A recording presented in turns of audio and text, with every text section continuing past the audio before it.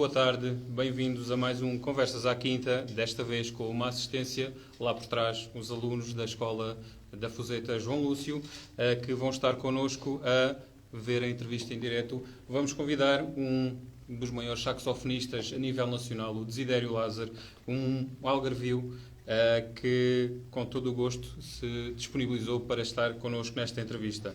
Portanto, vamos esperar que ele entre para lhe podermos enviar o convite. E, entretanto, terei os alunos do curso de jardinagem, como podem observar atrás de mim, que vão estar a dar o seu apoio e a sua força para que a nossa entrevista corra da melhor maneira possível. Vamos ver onde é que está o nosso amigo Desidério. Ora, o início demora sempre mais um bocadinho, porque muitas vezes aqui para fazer a nossa entrevista. Portanto, entretanto, se alguém tiver perguntas que nos querem enviar, vocês podem mandá-las. Grande homem, pá. Está bom, meu? Então, tudo? Tudo bem? Tinha ali uma turma a olhar para ti. Espetáculo. Estás a vê-los bem aí? Estou, sim, senhor.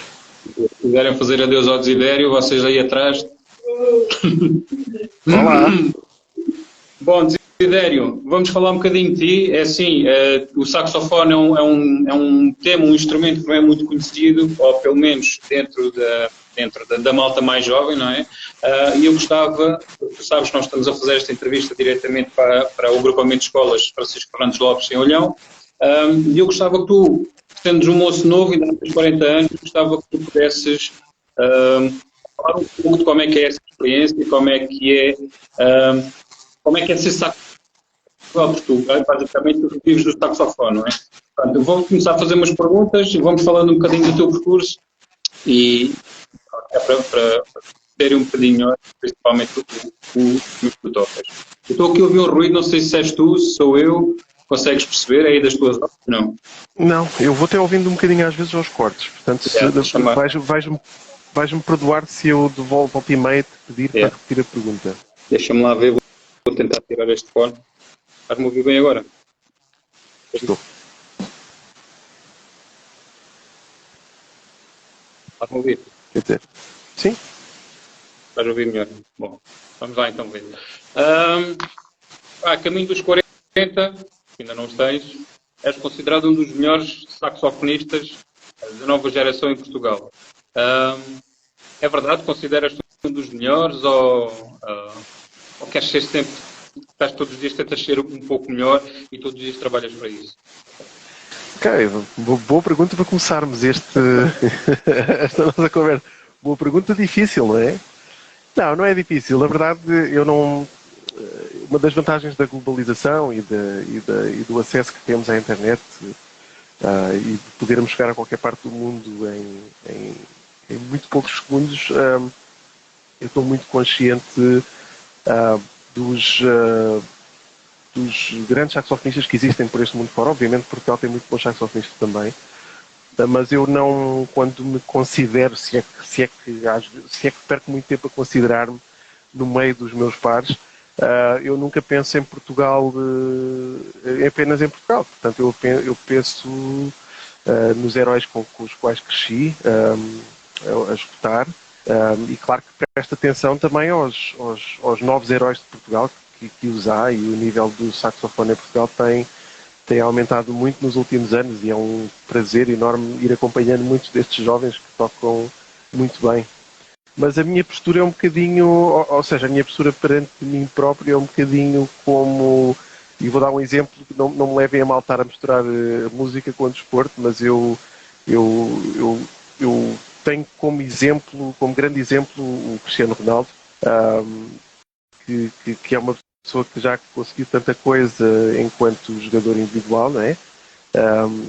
E continua a ter uma ética de trabalho e de autossuperação que para mim são um exemplo, e é aquilo que eu também procuro autossuperar-me todos os dias. Por acaso ia-te perguntar se consideravas o Ronaldo do saxofone, mas pronto, ainda bem que depois tu falaste nisso, porque assim escusei de ser eu a dizê-lo. Então fala-me um bocadinho, tu és filho da Vira, como se costuma dizer aqui no nosso Algarve, não é? És filho da Vira, até que idade e quando é que tu achaste que quando é que tu eu quero ser está novo? Ok, uma pergunta interessante, pois os meus pais. Ai, dei aqui um pontapé bastante. Os meus pais fizeram força para que eu tivesse uma formação musical desde muito jovem. Não é que eu prestasse muita atenção à música nessa altura, claro que prestava no sentido de que era mais uma fonte de entretenimento do que outra coisa, porque era um sítio. As escolas onde eu andava, e neste caso, primeiro comecei aos 6 anos numa escola particular, mas depois, a partir dos 10 anos, quando fui para a banda de Tavira, aí já foi. Aquilo era um sítio de convívio, portanto, era uma espécie de segunda casa, ou terceira casa, onde eu e os meus amigos nos encontrávamos um, e a música foi tendo um papel de lúdico e mal sabia eu, na verdade, que essa ligação com a música de forma tão leve e tão bonita, no sentido em que era uma brincadeira, tinha sido de facto a melhor relação que eu podia ter tido. E muitas vezes já há muitos amigos meus que me perguntam se devo colocar os filhos nos conservatórios, e eu acho que obviamente devem ir para o conservatório se querem seguir uma carreira ou se querem pelo menos ter uma formação mais avançada do que é dada nas bandas, embora as bandas também tenham sempre músicos bons a dar aulas, músicos e professores, mas eu digo sempre que esse lado familiar da banda deve ser fomentado e que eles devem procurar ir para a banda antes de ir para um ensino mais personalizado e individualizado. E ao mesmo tempo, a partir dos 10 anos também fui para o Clube Bela de Tavira jogar handball e essa formação que ia tendo de desporto coletivo e de música, como também atividade coletiva, foram-me dando alguns alicerces porreiros, porque o desporto também tem esse lado bom de trabalhar em equipa, fazer parte de um grupo e de uma comunidade e ter objetivos para além do indivíduo, não é? Mas de facto, eu penso que a mudança aconteceu mais ou menos quando eu tinha 14 ou 15 anos ou 16, eu não me lembro bem da idade que tinha, em que fui convidado por parte do maestro António Lopes Batista, que era um maestro da banda de Tavira, na altura, para representar a banda. Eu penso que era uma questão representativa, representar a banda num curso do Inatel, que havia todos os anos, eu não sei se ainda há ou não, e que juntava jovens de todo o país. E foi nesse curso do Inatel que eu comecei a ter contacto com muita gente que eu não fazia ideia que existia, obviamente, não é? Na altura não havia internet, portanto o meu mundo, o meu universo era Tavira. Eventualmente Faro, ou Vila Real de Santo António, mas não mais do que isso. E de facto, quando fui ao Inatel e comecei a perceber que se calhar eu tinha algum jeito, ou seja, comecei a pensar que tinha jeito quando fui ao curso do Inatel e eu lembro-me a partir dessa altura desse curso que eu comecei a estudar com mais método e com mais vontade, e depois tendo ido para o Conservatório de Faro pouco tempo depois comecei a decidir seguir mesmo música. Exatamente. Diz-me uma coisa, tu estudaste em Tavira até que idade? Ou fizeste escolaridade em Tavira? Até o 12º. Só depois é que foste então para o Conservatório para Faro, é isso? Sim. Okay. E tu nessa quer dizer, o Conservatório acho que foi no fim dos meus 16 anos, só eu. Já não me lembro bem. Tu nessa altura já punhas, ou já falavas com os teus pais sobre eventualmente ir para Lisboa, ou fazer uma coisa mais à séria, ou continuar como um hobby para um... Não, acho que só mesmo no último ano da escola secundária é que eu decidi que ia ser músico. Mas a minha mãe não estava muito. Eu acho que a minha mãe foi apanhando um bocadinho de surpresa, porque eu até tinha uma boa média do curso de Humanidades que estava a fazer. E ela foi um bocadinho apanhada de surpresa, no sentido em que, quando ele disse, eu quero estudar clarinete. Eu quero ser músico de orquestra, e a minha mãe, então, mas o que é que vais fazer? Eu vou para o conservatório estudar com aquele professor, que era o Paulo Gaspar, que era o professor que eu queria estudar, porque tinha ouvido falar dele no curso do Inatel. E foi assim que eu conheci o Falgaspar, e na verdade ainda bem que foi, porque tornámos amigos e ele é um excelente professor. Mas a minha mãe disse, não, tu não vais fazer só clarinete, tens que fazer outra coisa qualquer, tens que fazer um curso. Um grande beijinho para a tua mãe. Não sei se ela nos está a ver, mas um grande beijinho para a tua mãe, que eu gosto muito. Mas ela não deixou. Ela disse, vai, tens que fazer um curso.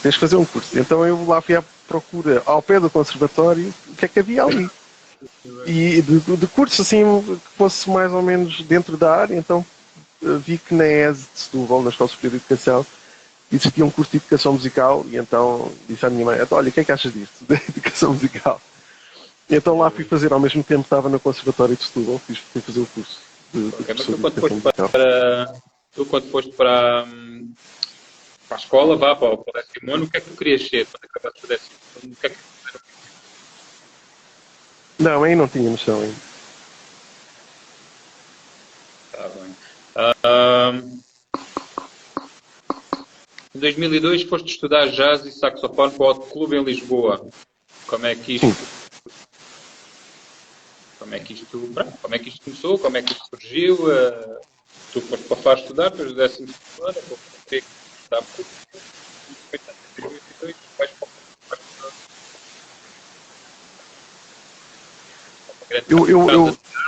mas se calhar muitas pessoas não compreendem como pode ser dali como um grande uma universidade. Estou a ouvir aos cortes, mas eu acho que me estás a perguntar como é que eu fui do clarinete para o saxofone, é isso? É essa a pergunta?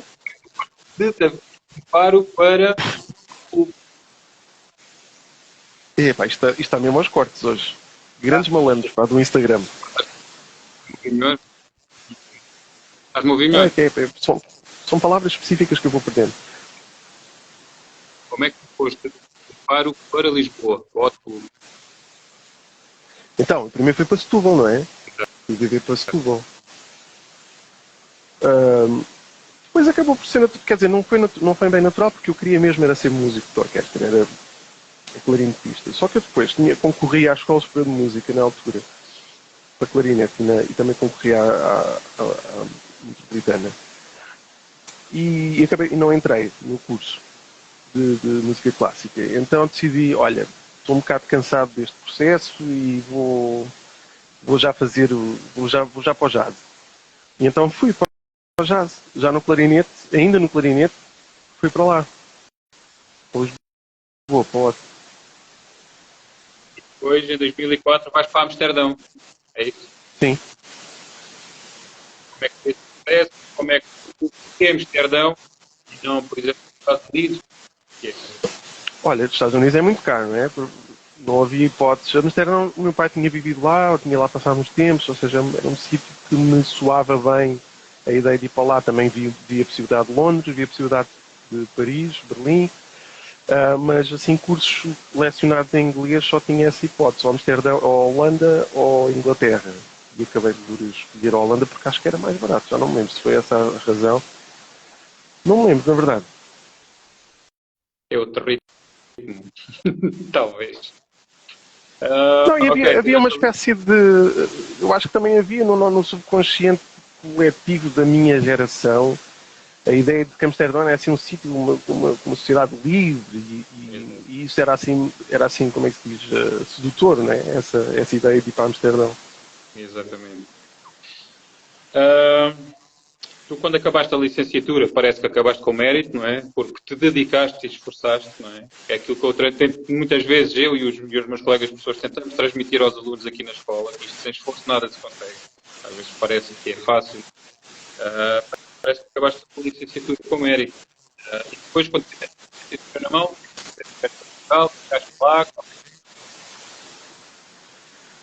Eu já estava a ficar um bocado cansado de Amsterdão, estava cansado de muitas coisas, estava cansado do clima, estava cansado da situação relacionada com as casas, com a facilidade, aliás, a falta de facilidade que existe em arranjar uma casa, em ter uma casa,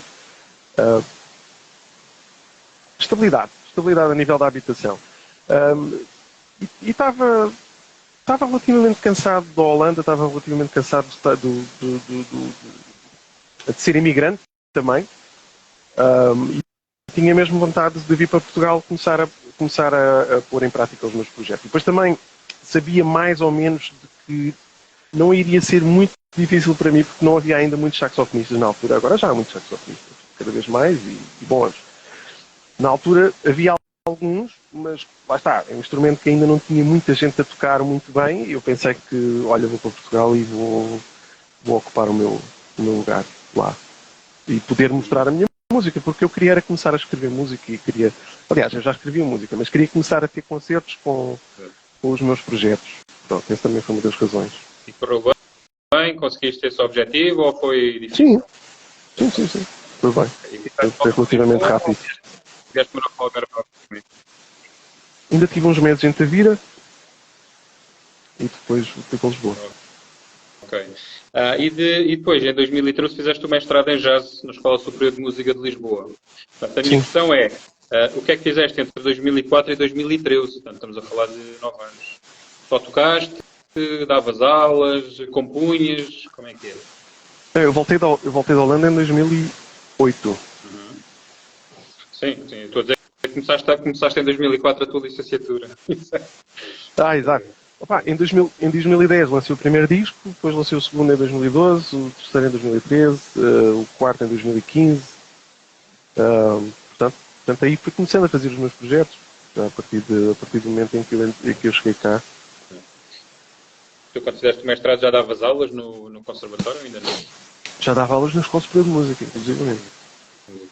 E depois do mestrado começaste a dar também na universidade, certo? Ou ainda dás na universidade? Não, eu comecei primeiro na Universidade de Lusíada e depois, um ano depois, fui para a escola, tive um convite, concurso. Então, tu, nesse momento, além...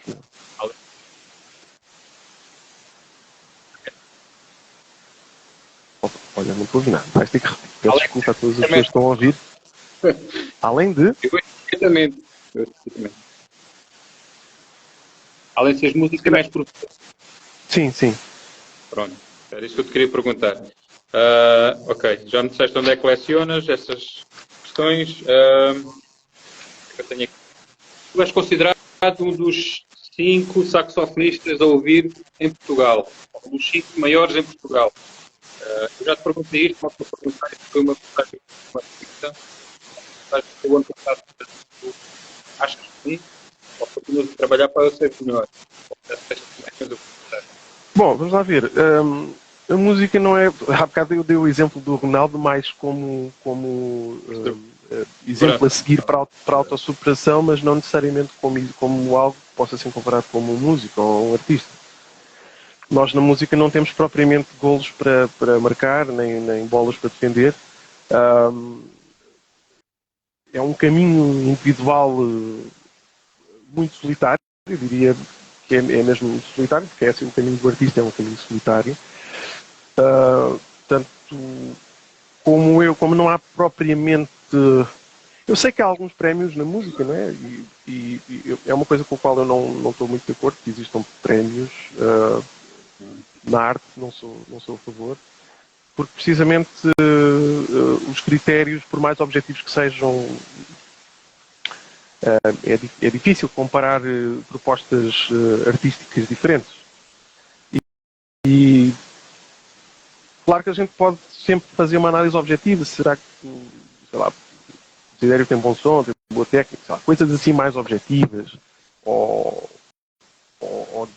comparar pessoas em relação a determinadas coisas muito objetivas, como eu estava a dizer. Será que esta pessoa tem tanta técnica como a outra? Mas no fim das contas, depois não é isso que faz a diferença. Se a gente comparar, por exemplo, saxofonistas tão distantes em termos de fluência técnica, como por exemplo o Wayne Shorter, ou metendo o Wayne Shorter num lado e metendo Chris Potter no outro, que estão provavelmente em termos de fluência no instrumento a uma distância considerável um do outro, mas depois, quer dizer, musicalmente, o que o Wayne Shorter faz é numa densidade e profundidade que quando estamos a escutá-lo não estamos propriamente a ver se ele vai marcar mais um gol ou não, não é? Portanto, ainda respondendo à tua questão, Portugal é um país que produz muitos talentos e continua a produzir, e muita gente que está a fazer muitas coisas boas e diferentes. Portanto, esse lado da comparação neste momento já não me faz muito sentido. Ok, já foste aos Estados Unidos? Ainda não, infelizmente. Já? Ainda não, infelizmente. Ok. Vai ir os dois. Um dia deste. Ok, amigo. Como é que viveste a pandemia quando o setor da cultura foi muito mais afetado? Foi difícil, perdi muitos concertos e vi muita gente perder concertos e mais do que tudo, como os meus amigos são as pessoas com quem eu mais tenho contacto são músicos, a conversa recorrente entre as pessoas, entre o meu universo social era por norma, para falar das coisas que perderam. E, portanto, havia uma nuvem negra constante, socialmente falando. Ou seja, cada vez que eu falava com alguém, era para nos apoiarmos uns aos outros. Foi um período difícil. Pronto, claro que não. Houve pessoas que tiveram outro tipo de dificuldades, mais a nível físico, doença, problemas por causa da doença, mas o século da cultura, quer dizer, a pandemia veio pôr a nu muitas das fragilidades do setor, a ausência de um sindicato, embora haja um sindicato, mas a ausência de comunidade enquanto força coletiva e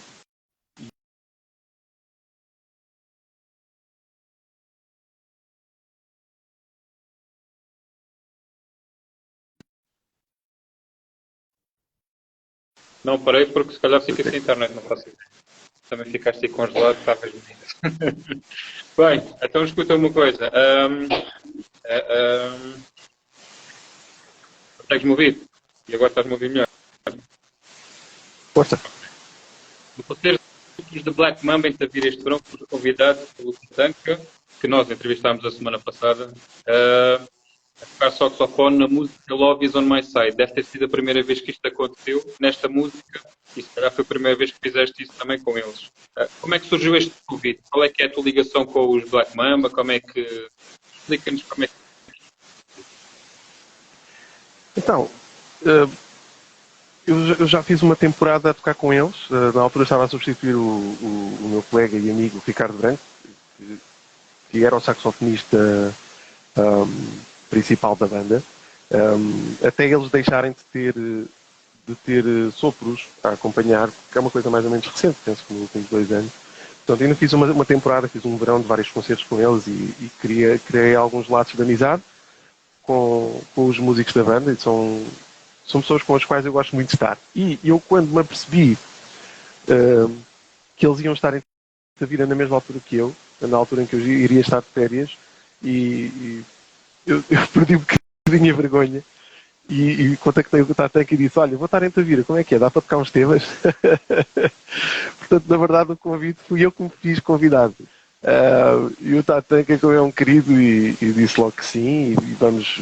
Mas ele não disse que músicas é que ia tocar.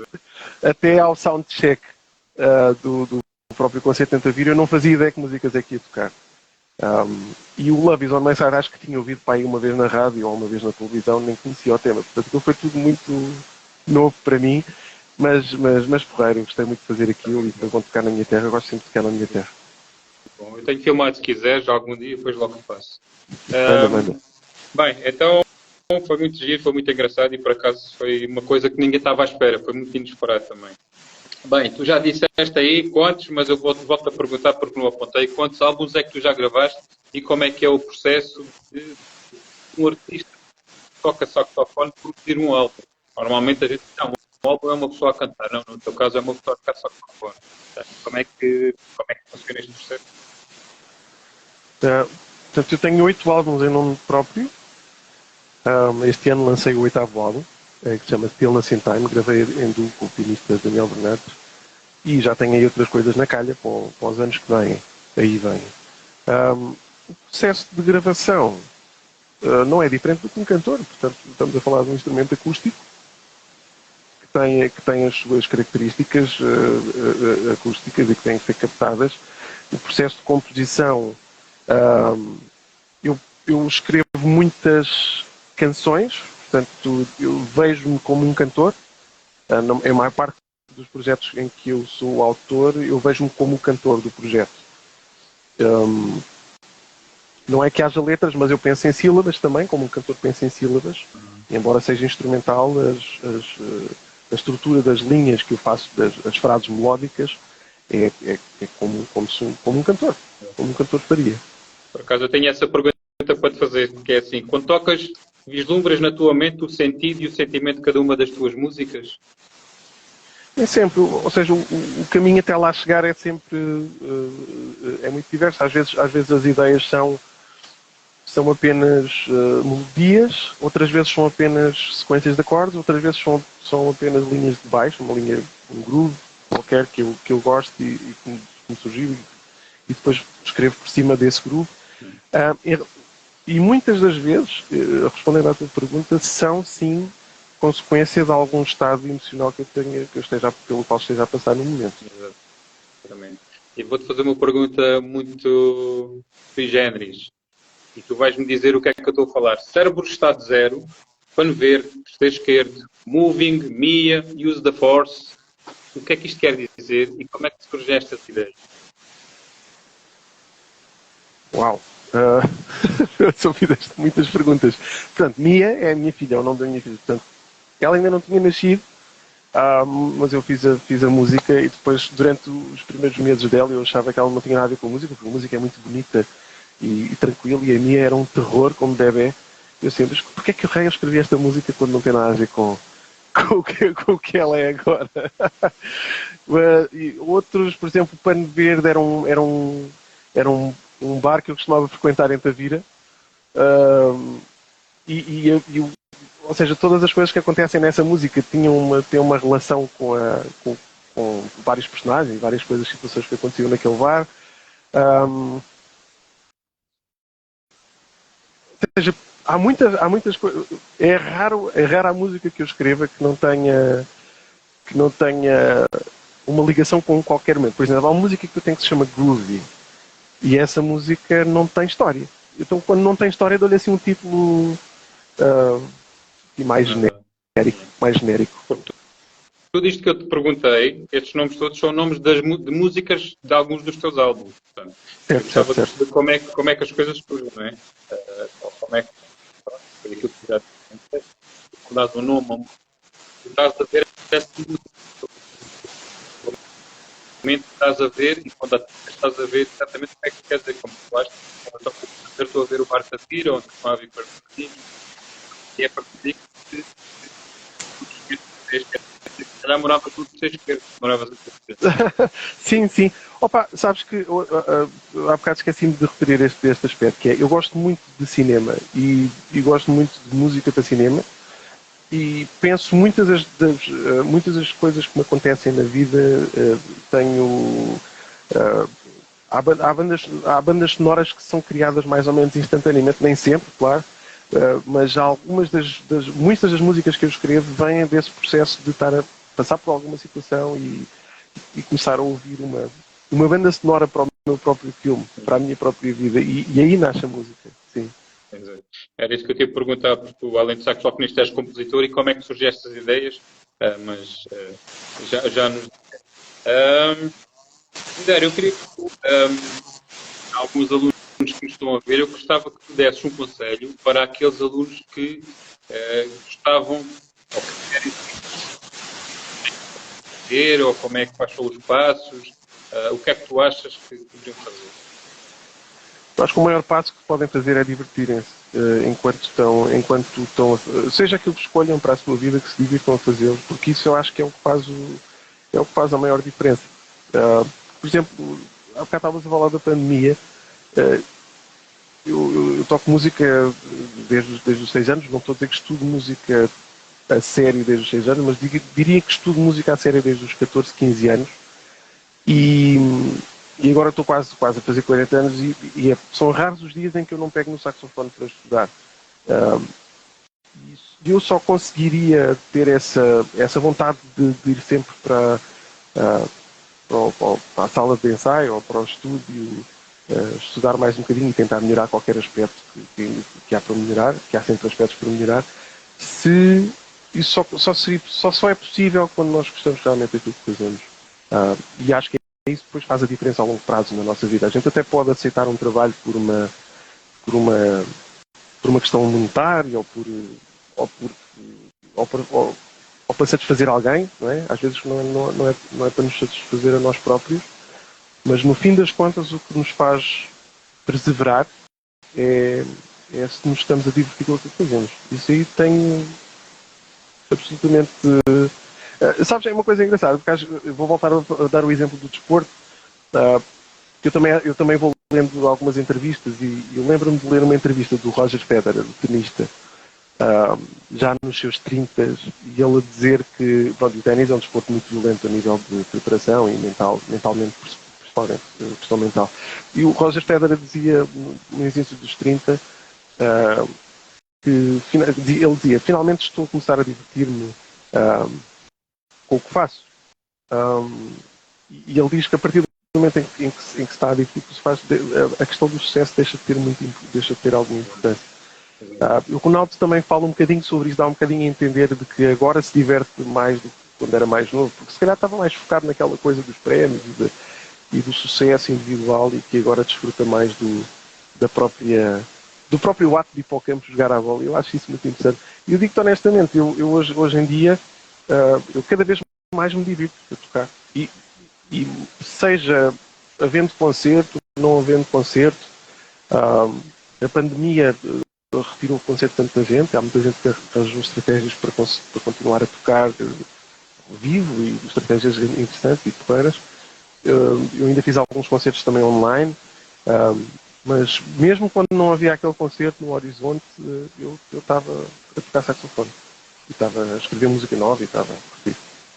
Ensaias todos os dias ou ensaias todos os dias porque gostas, ensaias todos os dias porque deves ensaiar, ensaias todos os dias que é para não perder a prática ou como disseste e eu já te perguntei, é porque gostas e porque te divertes?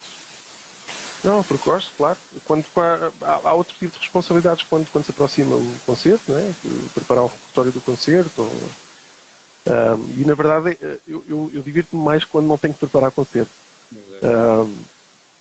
Pronto, porque o estudo é mais livre,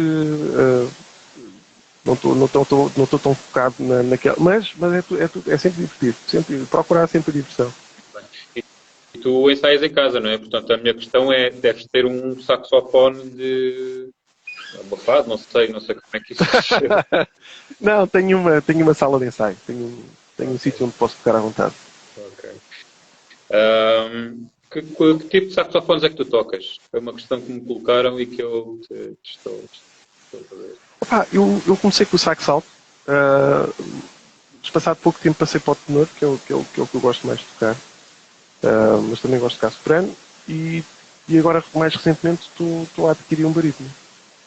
E vou começar a tocar mais barítono também. A diferença desses quatro que me falaste é só mesmo o som, ou não? Não, também há questões de afinação.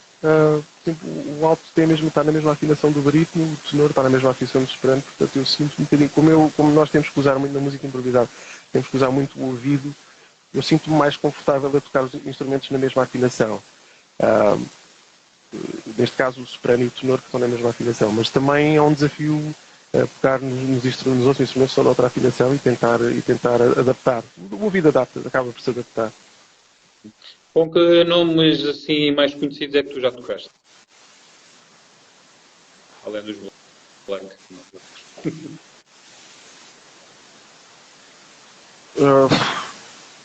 Tocaste com o Júlio Rezende, por exemplo? Sim, o Júlio foi meu colega na consultória de par também. Encontrava o Júlio. No ano passado, não sei se tiveste a oportunidade de ver. Não vi. Estava aqui de olhão, mas está lá no vídeo, tiveste lá e ver. Abraço para o Júlio. O Júlio já o conheço há muitos anos, ele era meu colega no conservatório de Faro, na altura. E somos da mesma geração, do mesmo ano, na verdade. Sim, depois toquei algum tempo com o Júlio, toquei algum tempo com o Mário Luizinha, com o Maria João, foi muito bom também. Tenho tido assim colaborações com pessoas muito talentosas, Salvador Sobral, Carlos do Carmo. Dentro do jazz, obviamente, estou-me a esquecer de muita gente, Alexandre Frazão, Nelson Cascais, André Fernandes, Carlos Barreto, Afonso Paz. Quer dizer, por esta altura já foram poucas as pessoas com as quais não tive a oportunidade de partilhar o palco, umas mais, outras menos. Em Portugal, digo, no estrangeiro não tenho muitas experiências, para além das experiências de apresentar e tocar com músicos da escola, na altura. Muitos deles, que eram meus colegas na altura em Amsterdão, são agora professores no Conservatório de Amsterdão e também são músicos com alguma carreira na Europa, e é muito fixe ver isso também. Exportar música de Portugal é mais difícil, não sei se tens essa noção ou não. É mais fácil uma pessoa ter uma carreira vivendo no centro da Europa, carreira que saia do seu próprio país, vivendo no centro da Europa, do que em Portugal. Exato. Embora hoje em dia em Portugal... Nunca pensaste em... Não, só ia dizer que hoje em dia há mais, se calhar há mais facilidade em termos acesso a alguns fundos que nos permitam fazer umas turnés lá fora. Mas eu acho que com a questão da globalização, hoje em dia fazemos um vídeo e toda a gente vê, não é? No mundo inteiro. Esse romper de barreiras também acho que faz com que não haja pressão por parte de muitos músicos jovens, talentosos, em sair do país. Ok. E nunca pensaste em ir lá para fora dar aulas, por exemplo? Não, eu sou lá para fora, era para tocar, não era para dar aulas. Claro, provavelmente teria que dar. Tu gostas mesmo de tocar, as aulas é só um hobby? Não, eu gosto genuinamente de dar aulas. Gosto mesmo. É engraçado isso, que às vezes pode haver essa ideia errada, não é? Esse preconceito, sim. Embora eu conheça músicos que dizem que não preferiam não dar aulas, né? Agora, se me perguntares se eu preferia só viver da música, já preferia. E na verdade, sendo honesto contigo, eu poderia viver da música, se eu quisesse, só da música. Só que isso acarretava outro tipo de questões das quais eu também não estou disposto a abdicar que é, nomeadamente, ter que fazer projetos com os quais não me identifico só por uma questão monetária. Exatamente. Então as aulas, que é uma coisa que eu gosto realmente de fazer, permitem-me escolher os projetos que eu quero realmente tocar. Ok. Não sei se gostavas de falar mais alguma coisa. Eu, basicamente, coloquei-te aquelas questões que, pronto, como saxofonista, enfim, devem ser colocadas, não é? Não sei se gostavas de falar mais alguma coisa. Também gostava que tu desses um último conselho aos nossos alunos, não aqueles que querem ter música, mas aqueles que, como eu disse no princípio, que sem esforço nada se conseguir, por isso gostava que não chega a esta temporada de acontecer, vou retirar ao meu público que lá está atrás e estiveram a ver com muita atenção. Eles estão todos a olhar para baixo porque eles estão a ver a entrevista com o telemóvel. Ok. Sabes que uma vez perguntaram a um saxofonista do qual eu sou muito fã, que é o Joshua Redman, perguntaram-lhe qual é que ele achava que era o fator mais importante a desenvolver num aluno, qual era a característica, se era a técnica, se era a linguagem. Ele disse nada disso. Ele disse pensamento crítico. E se eu pudesse dar um conselho a alguma pessoa de alguma idade, é pensar pela sua própria cabeça. Aprender, mas depois formar a sua própria opinião sobre as coisas. Isso acho que é o que faz mais sentido para mim, para a minha vida. Acho que é o que faz mais sentido para o mundo ser um sítio melhor. E é uma coisa que vai faltando hoje em dia, não é? Até porque a internet e as redes sociais têm a tendência a bipolarizar, aliás, não é bipolarizar, é a polarizar as opiniões, e eu acho que de facto está a fazer falta de pensamento crítico, ou pelo menos que ele seja estimulado. Exatamente. Desidério, olha, muito obrigado por este bocadinho. Um dia que tu venhas cá em Baixo Algarve, eu espero que tu possas vir à nossa escola, ao agrupamento de escolas Fernando Lopes de Ouro, apresentar-te pessoalmente, der para dar ali um lamirete, eu o teu saxofone, eu vou-te agradecer muito. Agradeço à turma de jardineiros da escola, a Lúcia, que teve esta paciência de estar quase 40 minutos a ouvir o nosso entrevista e até o próximo. Muito obrigado pelo convite. Sempre um prazer. Tudo bom para vocês. Obrigado. Até já, então.